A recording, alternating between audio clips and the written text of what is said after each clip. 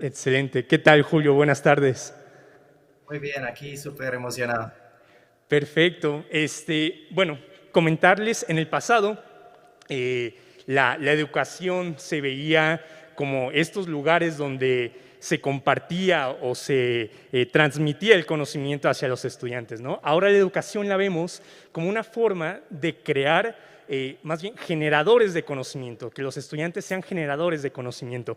También en el pasado, las materias estaban divididas, pues diferentes maestros, diferentes materias, y ahora lo que se busca con la educación es crear proyectos integradores, donde diferentes materias, como el caso del día de hoy de las matemáticas, se puedan utilizar en otras materias, para que a través, en base a estos proyectos interdisciplinarios, se pueda crear el conocimiento con los estudiantes. De igual forma, en el pasado se esperaba que los estudiantes estuvieran en el aula y que todo su aprendizaje fuera solamente dentro de esas 4 paredes del salón de clase. Ahora, el aprendizaje se busca que sea fuera del aula. Bueno, dentro del aula, pero también fuera del aula, con contenido y con herramientas como Internet y como YouTube. Y hablando de YouTube, tenemos el placer y el honor el día de hoy de que Julio, el ingeniero Julio Profe, nacido en Colombia en 1973, nos acompañe. Julio es, bueno, más que nada el edutuber de habla hispana más reconocido en el mundo, con más de 600 millones de visitas en sus videos y 4.32 millones de suscriptores, no solamente de Hispanoamérica, pero realmente de todo el mundo. Así que para nosotros es un placer que el día de hoy nos acompañe. Con este regreso a clases, precisamente lo que buscamos son estos proyectos integradores, ¿no? Y básicamente el día de hoy, el ingeniero Julio Profe nos va a compartir sus varias experiencias y varios conocimientos para romper el récord Guinness con la clase online de mayor cantidad de espectadores en el mundo, cuyo tema será cómo las matemáticas se aplican en otras asignaturas, como las ciencias sociales, las ciencias naturales y el arte, por mencionar algunas. Entonces, ¿estamos listos, Julio? Sí, señor. Excelente. Gracias.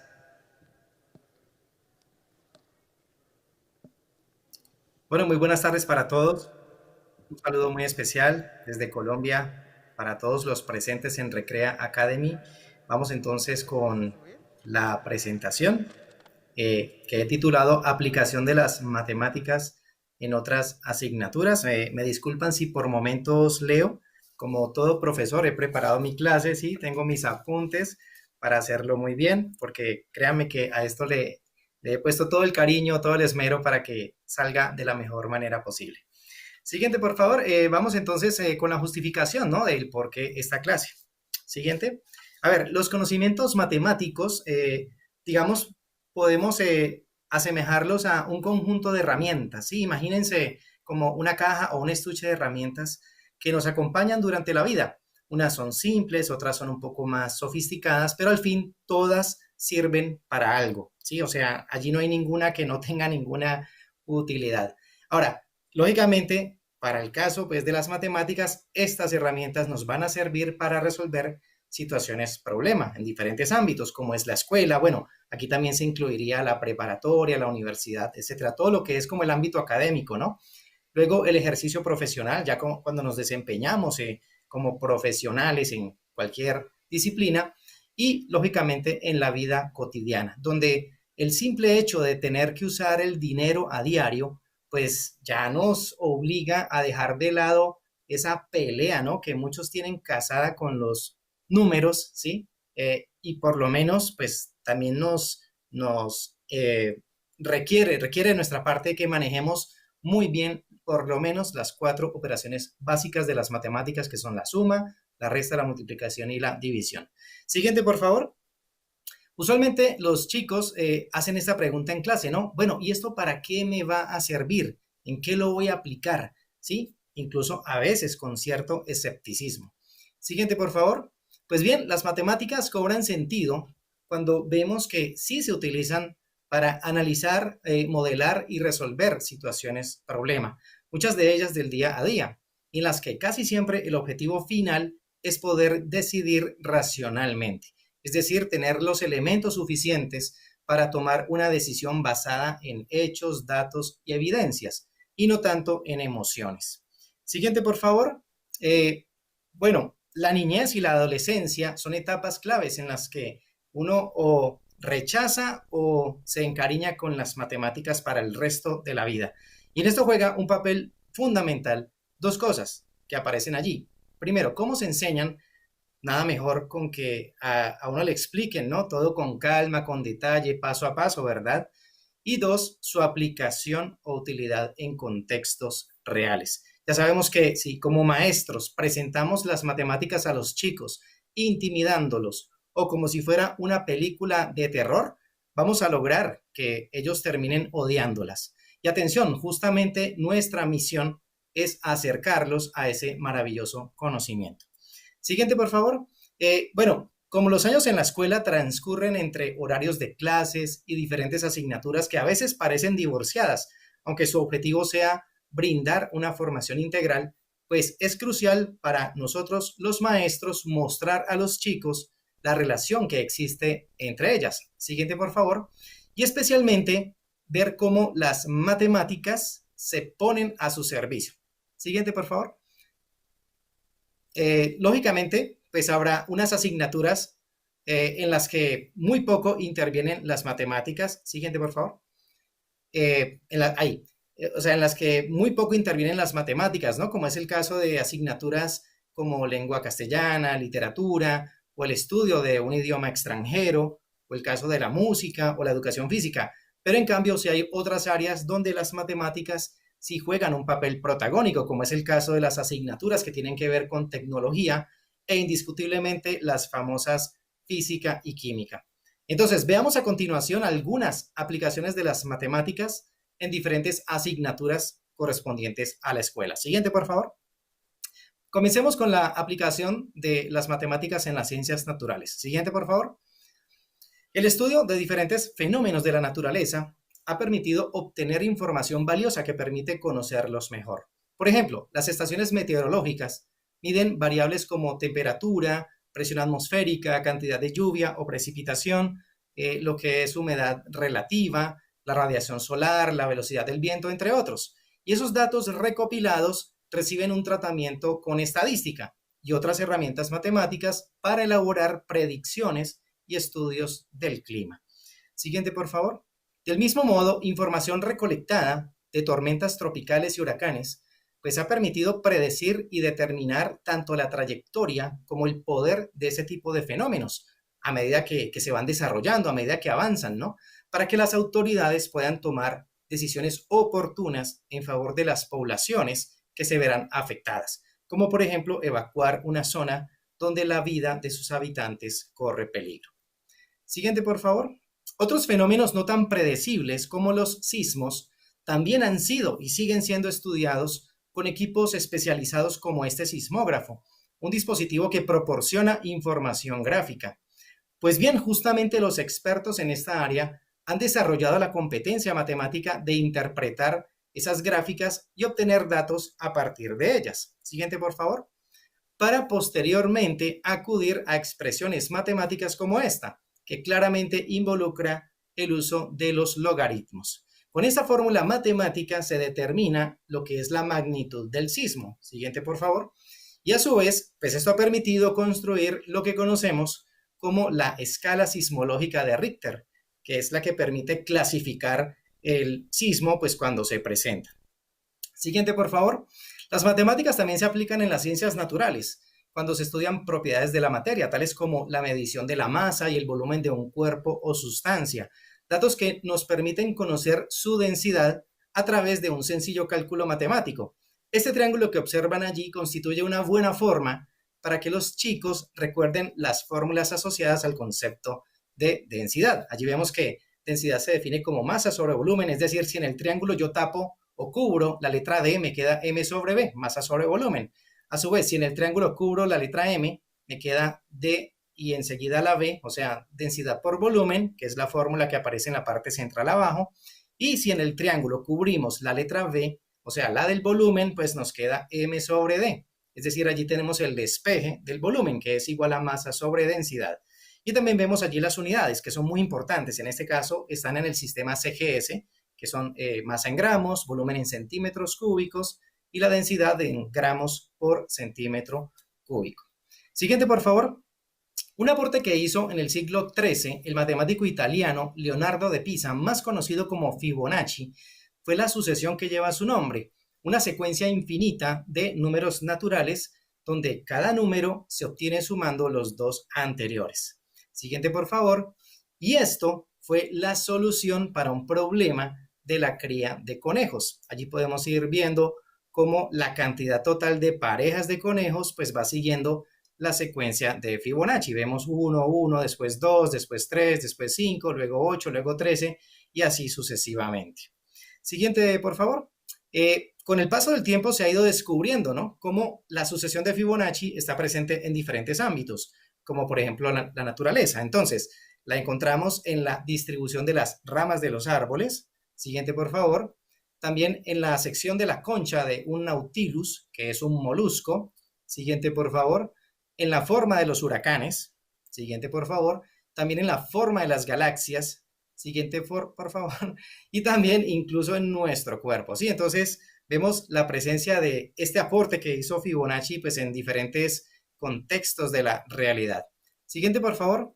En áreas como la biología, también se aplican los conceptos de probabilidad para estimar la presencia de rasgos genéticos en los hijos, como por ejemplo el color de los ojos, tal como apreciamos en esa imagen. Siguiente, por favor. También en la biología se utilizan las funciones, como el caso de la función exponencial, para estudiar el comportamiento de las poblaciones de bacterias. Y allí vemos que en esa gráfica lo que es la fase exponencial obedece a ese modelo que aparece en el recuadro de color amarillo, ¿sí?, que es el modelo de crecimiento exponencial, que nos permite encontrar la cantidad presente de bacterias en el tiempo t, siendo a sub 0 pues la cantidad inicial, pues el número de Euler, R, pues la tasa de crecimiento que va asociado al tiempo. Entonces allí estamos utilizando las matemáticas y en especial las funciones exponenciales para describir cómo crecen pues este tipo de poblaciones. Siguiente, por favor, pasemos a mirar algunas aplicaciones de las matemáticas en las ciencias sociales. Siguiente, por favor. A ver, las matemáticas en general pues se aplican en las ciencias sociales, pero especialmente a la estadística, porque es allí cuando se trata de hacer el estudio, ¿no?, de algunos aspectos relacionados con el ser humano, como por ejemplo esta gráfica que nos muestra en el año 2009, ¿sí?, cómo se componía pues lo que era la población mundial, ¿sí? Las regiones más oscuras obedecen a mayor cantidad de población, entonces es una gráfica elaborada a partir de esa recopilación de datos. Siguiente, por favor. También pues podemos ver el caso de un diagrama circular o de pastel, este que vemos en pantalla, que muestra los resultados de un estudio realizado en 2014 por el Banco Interamericano de Desarrollo, el BID, averiguando sobre las causas por las cuales los jóvenes latinoamericanos estaban abandonando la escuela en ese momento. Entonces, allí la estadística permite ya tener como una idea de, bueno, qué es como lo más predominante, ¿no?, de acuerdo con ese tipo de diagramas. Siguiente, por favor. O este otro dibujo, o este diagrama de barras, y también ahí aparece un diagrama circular donde muestra cómo se compone por edades y género la población que visita mis canales de matemáticas en YouTube. Siguiente, por favor. También la estadística resulta útil para conocer indicadores económicos, como este gráfico que muestra los principales países productores de café en el año 2018. Siguiente, por favor.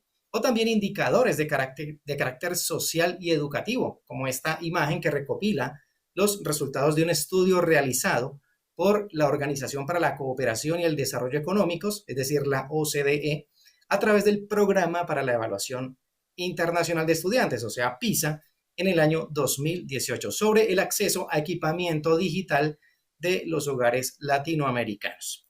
Siguiente, por favor. Bueno, sin duda, vemos cómo la competencia matemática de interpretar y analizar diagramas, gráficas y tablas se hace presente en las asignaturas donde interviene la estadística.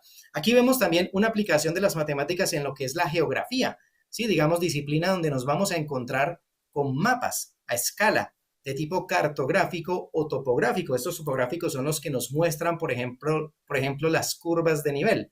Y allí las matemáticas se aplican con el concepto de las razones y las proporciones. Por ejemplo, En ese gráfico que observamos, vemos que el mapa está elaborado con escala 1/250.000, lo que quiere decir que 1 centímetro en el dibujo corresponde a 250.000 centímetros en la realidad. Recordemos que 250.000 centímetros pues equivale a 2.500 metros o 2.5 kilómetros, si queremos tener como una idea un poco más real de lo que es esta cantidad. Siguiente, por favor. Si, por ejemplo, en ese mapa medimos una longitud de 3.8 centímetros y queremos saber a cuánto corresponde a la realidad, pues es allí cuando utilizamos las matemáticas y específicamente algo que se llama la regla de 3 simple directa. Así construimos utilizamos este recurso matemático que nos permite decir, bueno, si 1 centímetro en el mapa corresponde a 250.000 centímetros en la realidad, 3.8 centímetros en el mapa, ¿a cuánto corresponde en la realidad? Allí es donde aparece la incógnita X. Entonces, bueno, al final esto nos conduce a una proporción, ¿sí? 1 es a 3.8 como 250.000 es a X, y luego hacemos el proceso de despeje de la incógnita aplicando la propiedad fundamental de las proporciones. Recordemos que dice que el producto de extremos, o sea, 1 por X, es igual al producto de medios, o sea, 3.8 por 250.000, y de esa manera se obtiene el valor de X, que es 950.000 centímetros, ¿sí? Porque pues venimos trabajando con centímetros, pero como decía, se puede hacer la conversión a unidades como metros, sería 9.500, o kilómetros, 9.5, como para tener una idea un poquito más real de cuánto es eso que medimos en el mapa y a cuánto corresponde en la realidad. Siguiente, por favor. También en el estudio de la geografía se utiliza la localización de lugares por medio de coordenadas, así como cuando en matemáticas utilizamos el plano cartesiano para localizar puntos. Pues bien, acá se introducen los conceptos de paralelos y meridianos, ¿no? Para poder determinar la latitud y la longitud respectivamente de un punto específico en nuestro planeta. Recordemos que la latitud se determina por los paralelos, que son los horizontales. Entonces tenemos tantos grados de latitud norte o latitud sur, y los meridianos, que son las lineecitas pues, verticales que van del polo norte al polo sur, recorriendo todo el planeta, pues esos son los que nos determinan lo que es la longitud. Entonces hablamos de longitud este o también longitud oeste, dependiendo pues del lugar en la Tierra que estemos localizando. Siguiente, por favor. De igual forma es importante conocer los usos horarios, es decir, las 24 secciones en que se dividen los 360 grados de la circunferencia ecuatorial, ¿sí? Cada uso horario pues comprende 15 grados. Siguiente, por favor. Otro concepto importante es el de altitud y lo podemos combinar con el uso de los números enteros. Veamos el siguiente ejemplo. A ver, tenemos allí, dice que en el continente asiático, ¿sí? La cima del monte Everest registra una altitud de 8.848 metros sobre el nivel del mar. En el Océano Pacífico, el abismo de Challenger es la máxima profundidad en la fosa de las Marianas, localizado a una profundidad de 11.050 metros. Preguntan, ¿qué distancia vertical hay entre esos dos puntos? Siguiente, por favor. Entonces, bueno, allí se puede utilizar una representación gráfica. En este caso utilizamos un eje Y o eje Y en metros, donde la marca 0 corresponde al nivel del mar. En la parte, o sea, arriba del 0 tenemos la marca 8.848, que sería la altitud de la cima del monte Everest, y debajo del 0 tenemos la marca menos 11.050, que sería la máxima profundidad del abismo de Challenger en la fosa de las Marianas. Y en color rojo observamos esa distancia vertical, que es la que nos piden determinar entre esos dos puntos. Siguiente, por favor. Entonces allí, bueno, podemos utilizar justamente lo que es una resta de coordenadas. Tomamos la coordenada mayor, que es el valor de Y correspondiente a la cima del monte Everest, y le restamos la coordenada menor, que es el valor de Y correspondiente al abismo de Challenger. Al sustituir estos valores, estas coordenadas por sus datos, tenemos allí una resta de números enteros, donde incluso interviene la ley de los signos, ¿no? Recordemos que menos por menos nos da más, al final esto se convierte en una suma y nos permite determinar el valor de la distancia D, que es 19.898 metros, que incluso podríamos aproximar a más o menos unos 20 kilómetros. Si quisiéramos hacer como una estimación, repito, para tener una idea de cuánto es eso en la realidad. Siguiente, por favor. También en la historia se pueden utilizar pues, operaciones con números enteros y conversiones entre unidades cronológicas. Miremos este ejemplo. Dice, en Grecia, siguiente, por favor. En Grecia tuvo lugar la batalla de Maratón, año 490 a.C., y la, 28ª octava, 28ª, están números romanos, 28ª edición de los Juegos Olímpicos de Verano en Atenas 2004. Entonces nos preguntan, ¿cuántos siglos separan estos dos hechos históricos? Es una pregunta que, bueno, involucra allí las matemáticas. Entonces, bueno, podemos hacer uso, de una línea de tiempo, un eje horizontal, el eje T, donde la marca 0 pues corresponde a la época de Cristo. A la izquierda del 0 tenemos la marca menos 490, que corresponde al año 490 antes de Cristo, cuando ocurrió la batalla de Maratón. Y a la derecha del 0 observamos la marca 2004, que corresponde al año 2004 después de Cristo, cuando se dieron los Juegos Olímpicos en Atenas. Entonces, lo que nos piden encontrar es, bueno, cuánto tiempo ha transcurrido, cuál es el delta de tiempo entre esas dos marcas en ese eje del tiempo, en esa línea de tiempo, el delta de t. Entonces, siguiente, por favor. Allí es cuando hacemos otra vez una resta de coordenadas. La coordenada que está más a la derecha, la mayor, que es el instante t de Atenas 2004, menos la marca que está a la izquierda, que es el instante t de la batalla de Maratón. Entonces, 2004 menos, entre paréntesis, menos 490. Otra vez tenemos allí una resta de números enteros. Menos por menos nos da más, nos da signo más positivo. Para quitar el paréntesis tenemos una suma, y eso al final nos da 2.494 años, que aproximadamente es igual a 2.5 siglos, 2 siglos y medio, que la pregunta pues venía expresada pues o solicitaba el dato en siglos. Por eso es importante, bueno, leer muy bien, ¿no? Allí el enunciado para saber qué nos están pidiendo. Siguiente, por favor. Miremos algunas aplicaciones de las matemáticas en la educación física. Siguiente, por favor. Bueno, allí las matemáticas, digamos que se utilizan al momento de tomar decisiones con base en el análisis de datos. Por ejemplo, elegir los integrantes del equipo de fútbol o atletismo de la escuela de acuerdo con el criterio de su rendimiento físico. O cuando se debe diseñar, por ejemplo, un sistema de puntuación para una competencia deportiva. Sí, allí necesariamente vamos a tener que usar las matemáticas y sus cálculos. Siguiente, por favor. El cálculo del índice de masa corporal, aunque es algo que compete más a los médicos, pues también puede ser utilizado por los maestros en educación física e incluso por los mismos estudiantes para saber quiénes están pasaditos de kilos y así adelantar acciones relacionadas con la alimentación adecuada y ejercicio que les ayude a lograr su peso ideal. Siguiente, por favor. Algunas aplicaciones de la matemática en la música, veamos. Siguiente, por favor. Encontramos las matemáticas en la música cuando, por ejemplo, se estudian las figuras musicales, es decir, las notas y los silencios, y especialmente lo que es su duración y la relación que existe entre ellas. Por ejemplo, allí en la gráfica vemos que una redonda son 4 tiempos y una blanca son 2 tiempos. Entonces, podemos afirmar que una redonda equivale a 2 blancas o que una blanca equivale a media redonda. También vemos allí en la gráfica que una negra equivale a 4 semicorcheas, o podemos decir que una semicorchea equivale a un cuarto de negra. Vemos que al final allí lo que se involucran son los números fraccionarios. Siguiente, por favor. También en el concepto de pentagrama entran las matemáticas. ¿Qué es un pentagrama? Es un conjunto de 5 líneas horizontales, 5 líneas rectas horizontales, paralelas y equidistantes. Miren que son conceptos geométricos.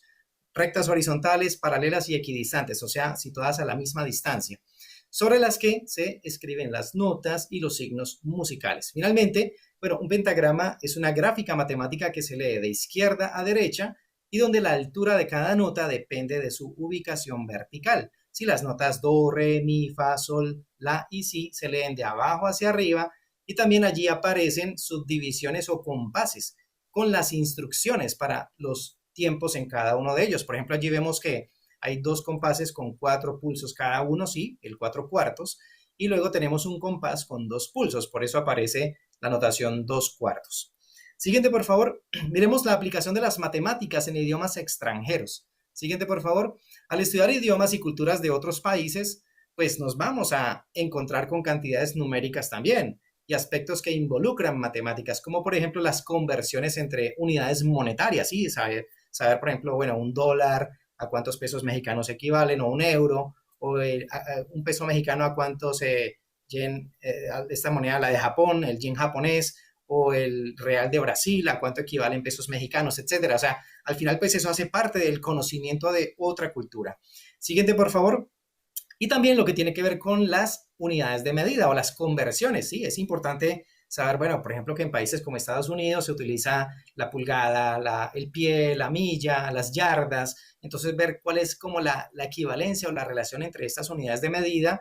Se utiliza, por ejemplo, la onza, la libra, ¿sí? El galón. Entonces, bueno, al final todo eso es importante conocerlo cuando se está conociendo otra cultura o extranjera y pues que al final pues tiene mucho que ver con lo que manejamos acá. Es importante conocer ese tipo de equivalencias o conversiones. Siguiente, por favor. También, bueno, en las asignaturas que tienen que ver con tecnología, pues las matemáticas allí empiezan a hacer mayor presencia.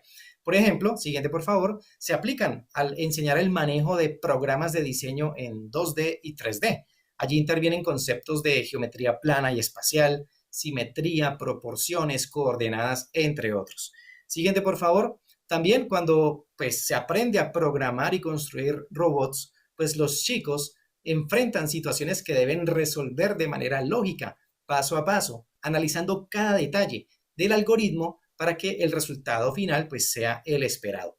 Eso que sucede en la programación, ¿no? Cuando se pasa de algo abstracto como es el código a algo que es tangible como ver la máquina en acción y en funcionamiento siguiendo las instrucciones del programa, pues es justamente lo que nos provee las matemáticas, ¿sí? El fortalecimiento del pensamiento lógico para analizar, modelar y resolver problemas.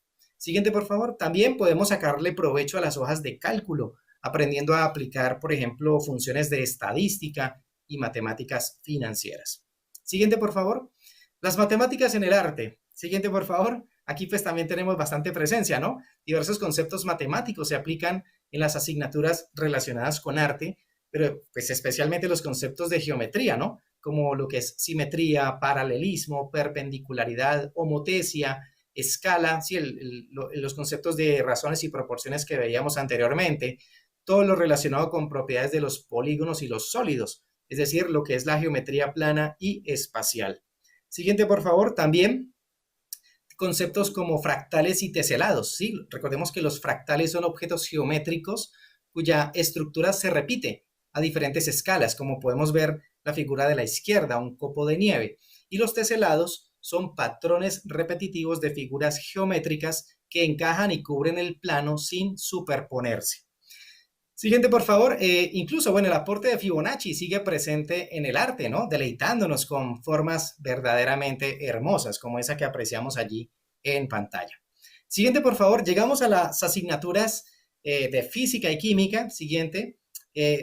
Podemos afirmar perfectamente que son las que más se nutren de las matemáticas. Siguiente, por favor. Eso. Como decía, podemos afirmar que estas dos son las que más se nutren de las matemáticas desde acciones muy básicas como son contar y medir, pasamos a la siguiente, hasta procesos más complejos como resolver ecuaciones e interpretar sus resultados, como esta situación que se observa allí correspondiente a lo que es el movimiento rectilíneo uniformemente acelerado, donde al reemplazar esos datos que tenemos allí de distancia, aceleración y velocidad inicial en la fórmula, pues lo que sucede es que llegamos a una ecuación cuadrática o de segundo grado, que matemáticamente nos va a producir dos soluciones cuando la resolvemos. Pero es allí donde debemos elegir aquella solución que resulte lógica para nuestro problema, o sea, la opción positiva, en este caso el tiempo de 11.88 segundos. Recordemos que no tiene sentido pues hablar de un tiempo negativo, por eso la opción menos 12.63 segundos se descarta.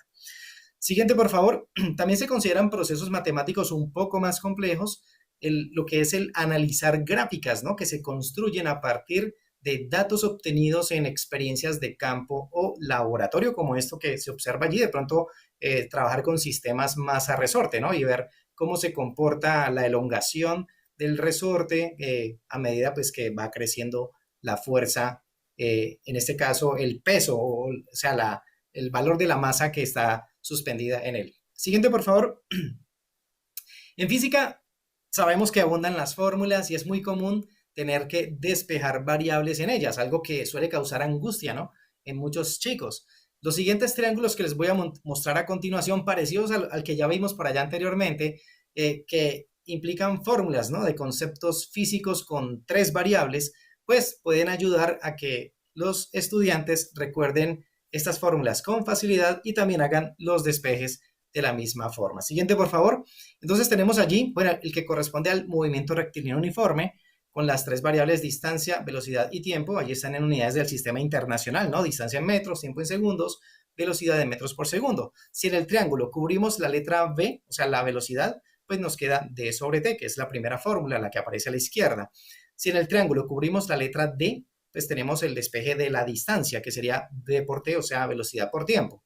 Y si en el mismo triángulo cubrimos la letra T, entonces obtenemos D sobre V en el triángulo. De allí sale la fórmula del tiempo, que sería distancia sobre velocidad. Siguiente, por favor. También esto aplica para lo que es el movimiento circular uniforme. En el triángulo observamos tres variables que intervienen en el concepto de rapidez angular, que es la fórmula que observamos abajo a la izquierda, ¿sí? Rapidez angular, que es la letra griega omega minúscula, que se define como la relación que hay entre el desplazamiento o ángulo central θ sobre el tiempo t. Entonces también del triángulo se obtiene cubriendo la letra omega, pues nos queda θ sobre t. De la misma forma, si en el triángulo cubrimos la letra θ, ¿sí? O sea, la letra superior, la letra griega θ, nos queda abajo omega por t. O sea, sale el despeje de lo que es el ángulo central θ, o sea, omega por t. Y si en el triángulo cubrimos la letra t, pues nos queda θ sobre omega. De esa manera despejaríamos el tiempo. Allí vemos también las unidades, el ángulo central en radianes, el tiempo en segundos y la rapidez angular en radianes por segundo. Siguiente, por favor. Cuando estudiamos las leyes de Newton, ¿no? Entonces llegamos a la segunda, la que involucra las variables fuerza, masa y aceleración. Entonces, si cubrimos la letra F en el triángulo, pues nos queda M y enseguida la A, que es la fórmula que aparece abajo en el centro, fuerza igual a masa por aceleración. Atención, aquí estamos quitando por un momento, digamos, lo que es la naturaleza vectorial de la fuerza y la aceleración. Únicamente estamos considerando como las magnitudes, ¿no? No estamos considerando la parte vectorial. De igual forma, si en el triángulo tapamos o cubrimos la letra M, pues nos queda F sobre A, de allí sale el despeje de la masa, igual a fuerza sobre aceleración, y si en el triángulo cubrimos la letra A, o sea, la aceleración, pues nos queda F sobre M, es decir, fuerza sobre masa, que es la fórmula que aparece abajo a la derecha. Vemos allí también las unidades de la masa en kilogramos, la aceleración en metros por segundo cuadrado y la fuerza en newtons, ¿sí? Unidades del sistema internacional. Siguiente, por favor. También en lo que es el trabajo, el concepto de trabajo realizado por una fuerza constante. Allí están las tres variables. W, pues es el trabajo expresado en joules o julios. F es la fuerza en newtons. Y D es el desplazamiento en metros. Repito, aquí estamos quitando por un momento lo que es la naturaleza vectorial de la fuerza y el desplazamiento. Únicamente consideramos sus magnitudes. Entonces, de igual forma en el triángulo, si cubrimos la letra F, nos queda W sobre D, que será el despeje de la fuerza. Si cubrimos la letra W, nos queda abajo F por D, que es allí donde está como la definición del concepto de trabajo, ¿no? Multiplicar el valor de la fuerza por el valor del desplazamiento, lógicamente cuando tienen la misma dirección y sentido. Y si cubrimos la letra D, entonces pues nos queda W sobre F, es decir, el despeje del desplazamiento, que sería trabajo sobre fuerza. Siguiente, por favor.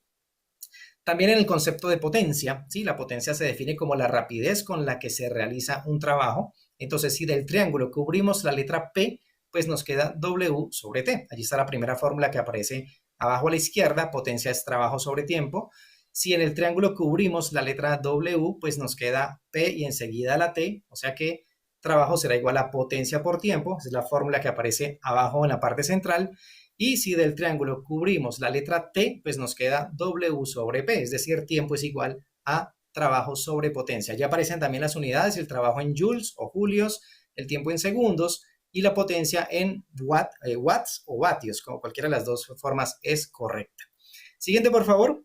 Llegamos también al concepto de presión, ¿no? Que se define como la relación que hay entre la fuerza y el área, fuerza sobre área, ¿sí? Si en el triángulo cubrimos la letra P, pues nos queda F sobre A, es la fórmula que aparece abajo a la izquierda, presión es igual a fuerza sobre área. Si cubrimos la letra F en el triángulo, pues nos queda P y enseguida la A, fuerza es igual a presión por área. Y si en el triángulo cubrimos la letra A, pues nos queda F sobre P, que es el despeje del área, igual a fuerza sobre presión. Allí están también las unidades, la fuerza en newtons, el área en metros cuadrados y la presión expresada en pascales, que al final es equivalente a newtons sobre metro cuadrado. Siguiente, por favor. Llegamos también a lo que es el concepto de la ley de Hooke, como lo que veíamos unas imágenes anteriormente, ¿no? Lo que es el sistema masa-resorte, la relación que existe entre la fuerza aplicada, la elongación o la deformación del resorte X y lo que es la constante elástica o constante de recuperación. Entonces, de igual forma, si cubrimos alguna de las letras en ese triángulo, pues obtenemos el despeje de esa letra, ¿no? Si cubrimos la K, entonces nos queda F sobre X, que es la primera fórmula, abajo a la izquierda. Si cubrimos la letra F, ¿sí? Obtenemos el despeje de la fuerza, que es K por X. Y si cubrimos la X, nos queda en el triángulo F sobre K, sale la tercera fórmula que está abajo a la derecha, la del despeje de la elongación, que es fuerza sobre la constante elástica. Allí están también las unidades, fuerza en newtons, constante elástica en newtons sobre metros, y X, que es la elongación en metros. Siguiente, por favor. Llegamos también al concepto de cantidad de movimiento lineal o momentum lineal, que es P, o sea, y que se define como el producto de la masa por la velocidad. Repito, aquí también estamos quitando por un momento la naturaleza vectorial de lo que es la cantidad de movimiento y la velocidad, ¿sí? Recordemos que la masa es un escalar. Entonces, del triángulo, si cubrimos la letra M, pues nos queda P sobre V, ¿sí? Masa es igual a cantidad de movimiento sobre velocidad. Si del triángulo cubrimos la letra P, la de la parte superior, pues nos queda abajo M y enseguida la B. O sea, allí está la definición de la cantidad de movimiento lineal, ¿no? Es masa por velocidad. Y si en el triángulo cubrimos la letra V, pues nos queda P sobre M, que es el despeje de la velocidad, igual a cantidad de movimiento sobre masa. Allí están también las unidades, ¿sí? La masa en kilogramos, la velocidad en metros por segundo o metros sobre segundo, y P, que es la cantidad de movimiento lineal o momentum lineal, expresada en kilogramos por metros sobre segundo.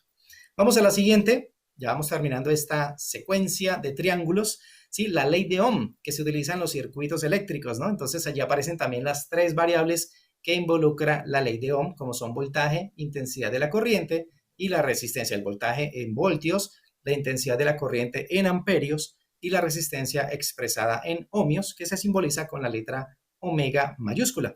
Ahora, del mismo triángulo, si tapamos, por ejemplo, la letra I, pues nos queda V sobre R, o sea que intensidad de la corriente es igual a volumen, perdón, volumen no, voltaje, disculpen, sobre resistencia. Si del triángulo cubrimos la letra V, entonces nos queda abajo IR, o sea, I enseguida la R, voltaje es igual a intensidad de la corriente por resistencia. Y del mismo triángulo, si cubrimos la letra R, pues nos queda V sobre I. O sea que resistencia es igual a voltaje sobre intensidad de la corriente. Entonces vemos que son triángulos bastante útiles que nos pueden ayudar en estos conceptos físicos que involucran tres variables o tres magnitudes físicas y que de allí del triángulo cubriendo una de las letras pues salen fácilmente los despejes correspondientes a estas fórmulas o a estas variables. Siguiente, por favor. Bueno, también en la química hay fórmulas y despejes que se deben realizar. Hay fórmulas, indiscutiblemente. Veamos entonces dos ejemplos que también cuentan con técnica de memorización, o sea, lo que se llama mnemotecnia, para hacerlas más amigables. Siguiente, por favor. Tenemos allí lo que es la ley combinada de los gases, ¿sí? La que nos dice que en los gases, pues lo que es la presión por el volumen sobre la temperatura, esto permanece constante. Entonces vemos en el recuadro azul, pues a la izquierda, P1 por volumen 1 sobre T1, o sea, correspondiente a una situación 1, y al otro lado, pues P2 por volumen 2 sobre temperatura 2, igual a la situación 2, o sea, se conserva eso. De allí, pues si aplicamos el concepto de proporción, la propiedad fundamental de las proporciones, que dice que el producto de extremos es igual al producto de medios, pues se obtiene que presión 1 por volumen 1 por temperatura 2, allí está el producto de extremos, es igual a presión 2 por volumen 2 por temperatura 1, ¿sí? Que es el producto de medios. Y observen que si cambiamos los números 1 por la letra I y los números 2 por la letra O, pues al final tenemos una expresión que se lee pibito es igual a poboti, ¿sí? O sea, al final es como algo que históricamente ha servido para que los chicos pues recuerden con facilidad ese tipo de expresiones o de fórmulas que en este caso corresponden a la química y específicamente al tema pues de los gases. Siguiente, por favor.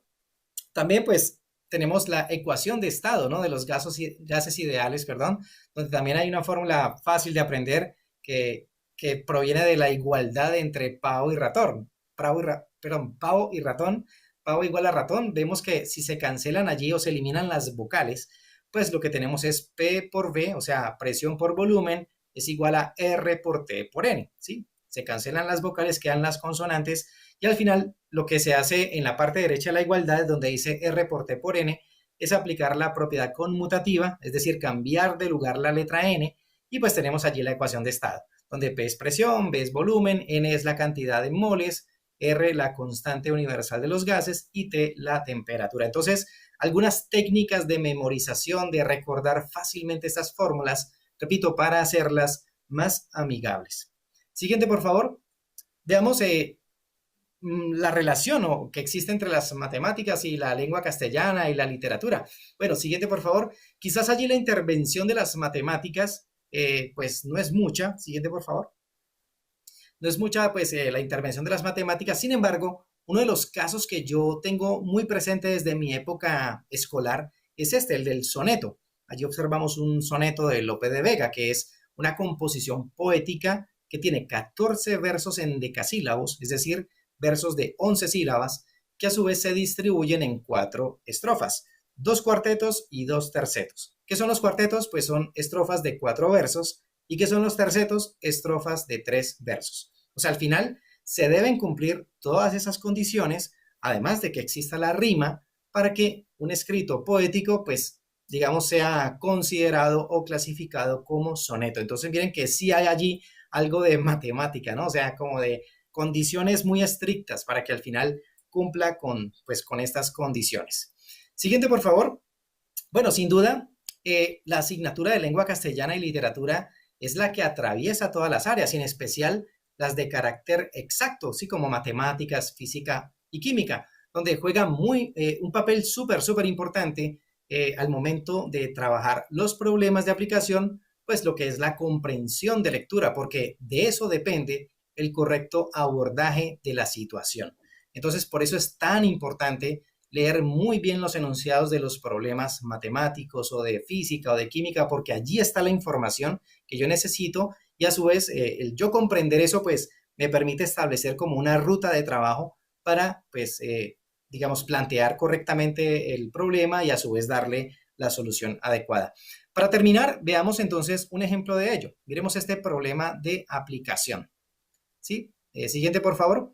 Dice, cierto tipo de pintura reflectiva de aluminio rinde 200 gramos por metro cuadrado.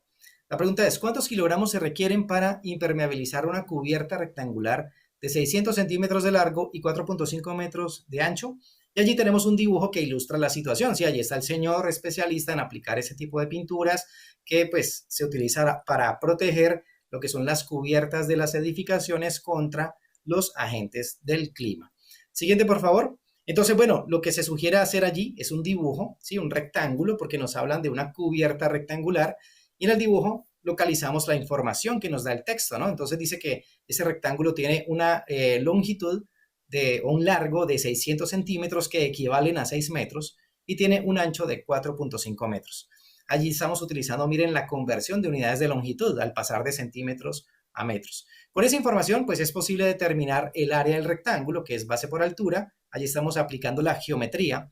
El área entonces será 6 metros por 4.5 metros, que nos da 27 metros cuadrados. Recordemos que es muy importante prestar atención a las unidades. En este caso, pues el área va expresada en metros cuadrados.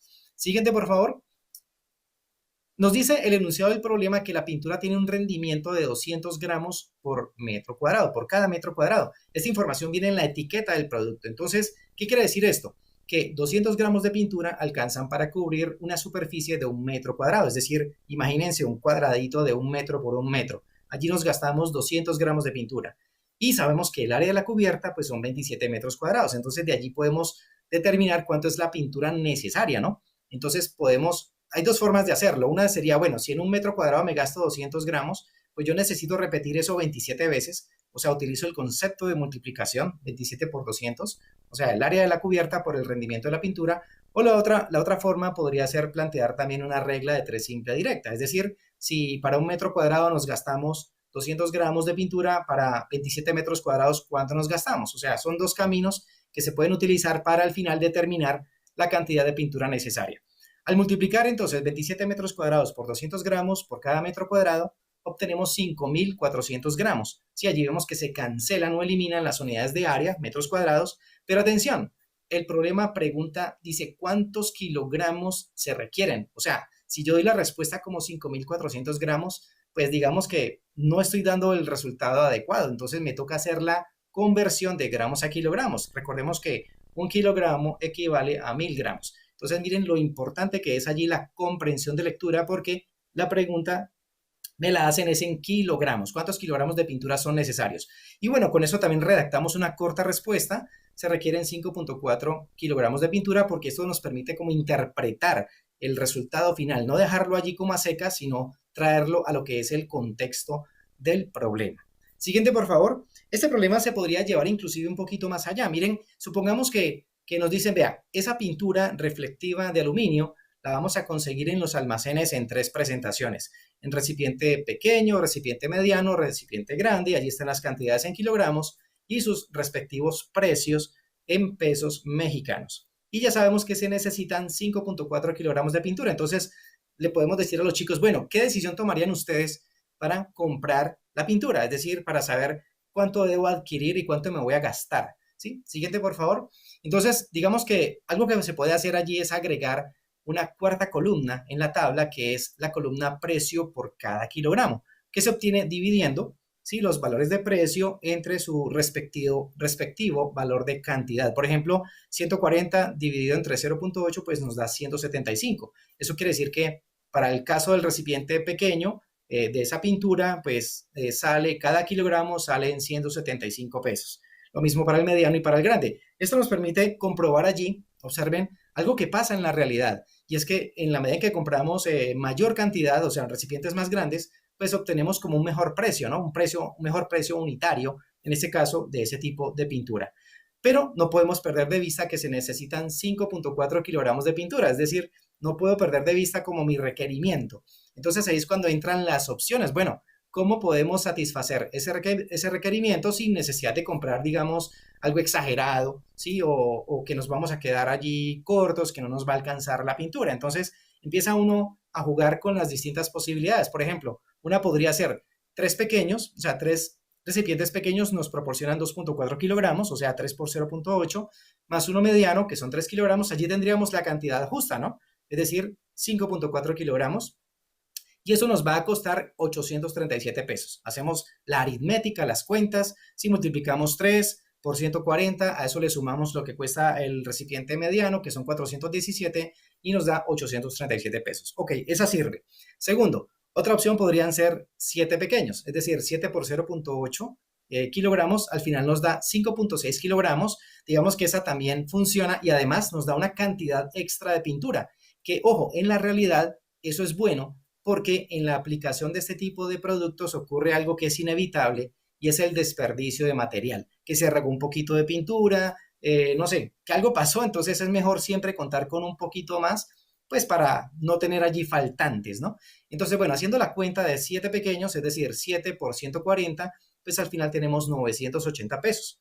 Y la otra opción podría ser comprar 2 medianos, ¿sí? O sea, 2 recipientes de 3 kilogramos cada uno. Allí tenemos 6 kilogramos de pintura, nos van a sobrar, a ver, necesitábamos 5.4, ¿verdad? Con 6 kilogramos van a sobrar 0.6 kilogramos, o sea, 600 gramos de pintura, nos queda un excedente. Y al hacer la cuenta, 2 por 417, pues nos da 834. Al final, pues vemos que las dos últimas son las más convenientes porque nos da un poquito más de pintura, un excedente, pero entre las dos, lógicamente, pues gana la de menor precio, ¿sí? Porque también se trata de cuidar el presupuesto, ¿sí? De no comprar por comprar, sino, bueno, tenemos allí que hacer rendir el dinero, como les mostraba al principio, entonces esto nos obliga a hacer las cuentas y al final poder tomar una decisión racional y, ojo, no emocional. No porque, no, pues compremos el recipiente grandote, el de los 16 kilogramos que allí tenemos de sobra, sí, pero pues vale más. Y segundo, pues nos va a sobrar una cantidad de pintura que, bueno, de pronto se nos va a perder. Esas son las cosas que para eso nos sirven las matemáticas. Y bueno, ahora sí vamos finalizando. Vamos con las conclusiones. Siguiente, por favor. Primera conclusión. A ver, que esto quede muy claro para todos ustedes. Siguiente, por favor. Resulta imposible escapar de las matemáticas, porque están por todas partes. Pero atención, no para causarnos dolores de cabeza o para fastidiarnos, sino al servicio de las demás áreas del conocimiento, como hemos visto en asignaturas que se cursan en la escuela, ¿sí? Y recuerden que ahora es muy fácil aprender porque estamos los edutubers, los creadores de contenido educativo, acá en la plataforma de YouTube, brindando nuestro conocimiento, nuestro material para todos ustedes. Así que realmente es cuestión de que lo aprovechen al máximo. Siguiente, por favor.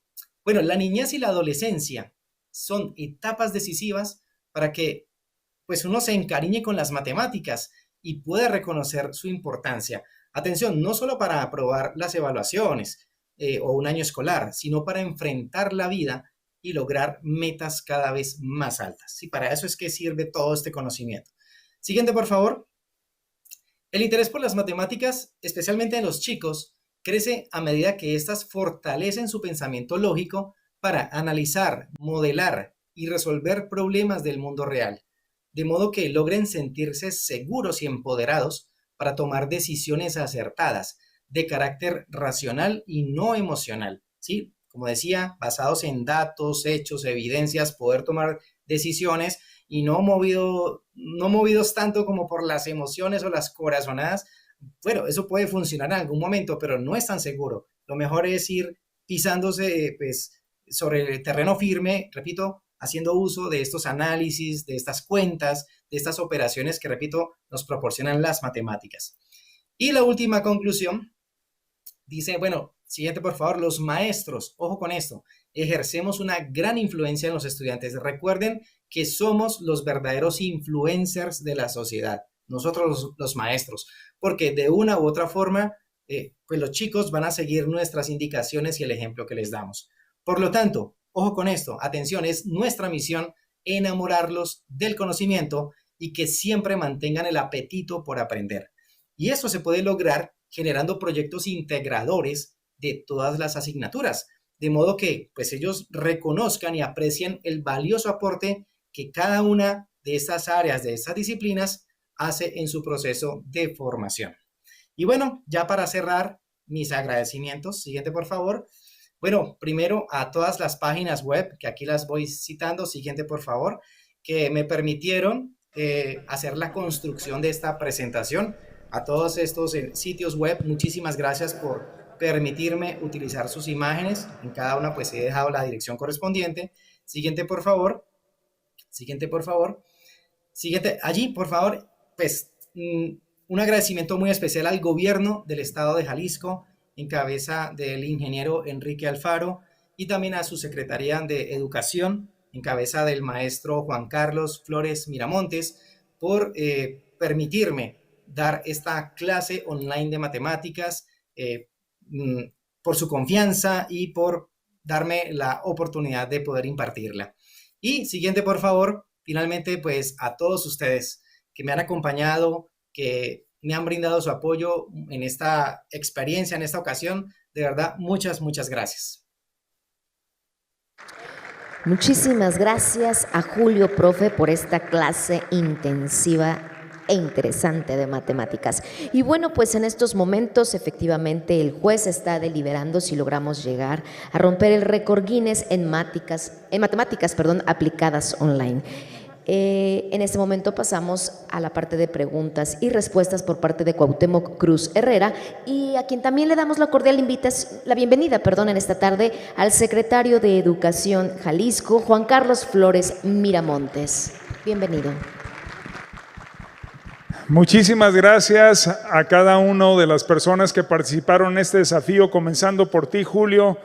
Un gusto volver a coincidir después de un año en el que te tuvimos en este evento Recrea Academy, cuando estuviste también en nuestro proyecto de ciencia y tecnología, cuando hablamos de Talent.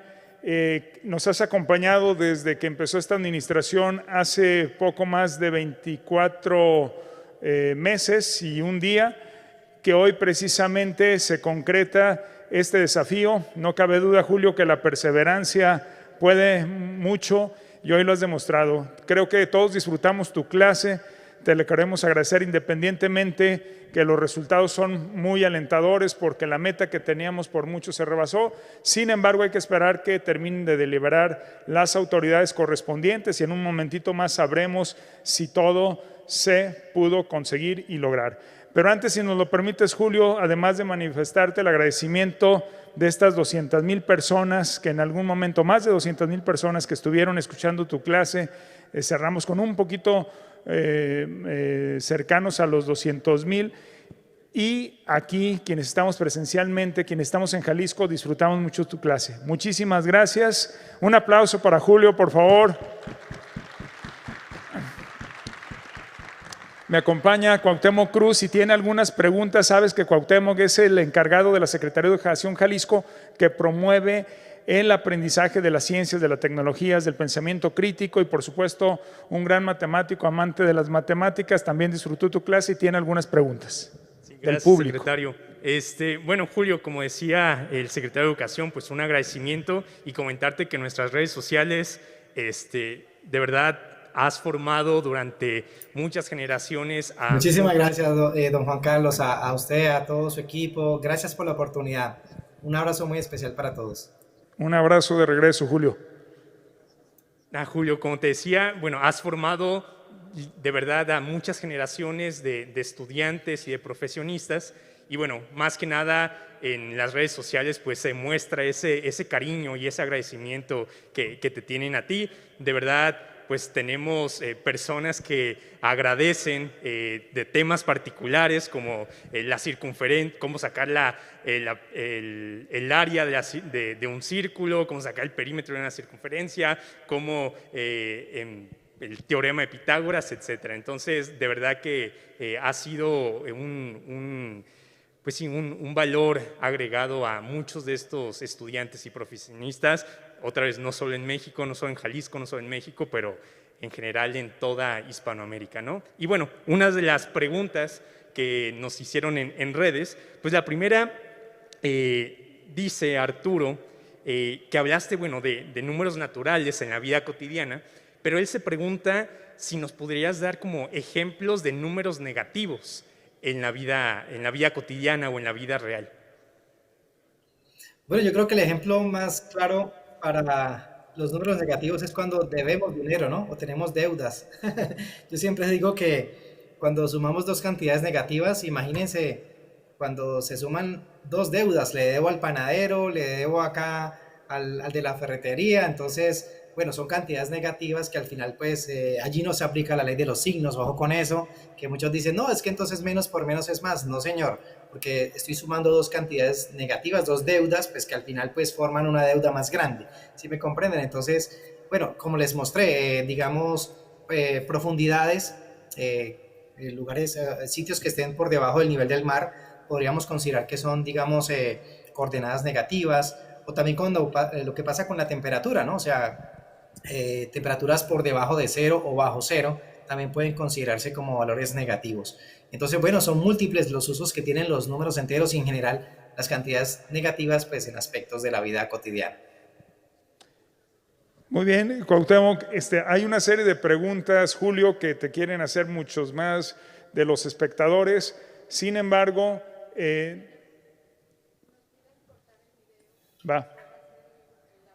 muy bien. Bueno, entonces nos están informando, Julio, que por disposición de las autoridades de Guinness Records vamos a tener que cortar el video para darle un cierre a esta clase. Te digo, hay varias preguntas, con todo gusto te las hacemos llegar, tú las vas a poder ver en el registro que quedó en YouTube, pero lo más importante es que ante esta emergencia sanitaria que estamos viviendo en todo el mundo, las alternativas que gracias a la tecnología, que gracias a profesores como tú han hecho posible que nuestros estudiantes en toda Latinoamérica, en toda Hispanoamérica y en todo el mundo, por supuesto, hayan podido mantener aprendizajes desde casa. Nos has facilitado a nosotros como maestros el hecho de llevar este gran desafío de provocar que el otro aprenda a la distancia, donde sabemos que no todo es tecnología, porque esta tecnología estaba aquí desde hace 1, 2, 2 décadas y media ya la teníamos, pero no había personas como tú, dedicadas, entregadas, que le invirtieran tiempo sin mayor aliciente que el de hacer el trabajo bien hecho, ayudar a otro, antes de pensar en esquemas económicos o llegar a una gran popularidad de la que hoy tú gozas, pero producto de una consecuencia del trabajo y de buenas disposiciones. Nos sentimos muy orgullosos que siempre tengas esa disposición para colaborar con el gobierno de Jalisco, y nosotros no podemos menos que compartir estas transmisiones al resto de toda Hispanoamérica. Por lo tanto, para nosotros es un gran orgullo.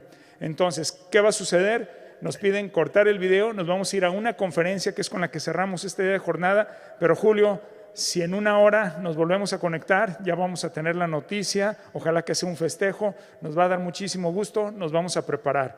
Julio, nuevamente muchas gracias, y gracias a todos los que presenciaron esta clase. Regresen todos en 1 hora más, por favor, y quédense a la siguiente conferencia. Julio, hasta pronto.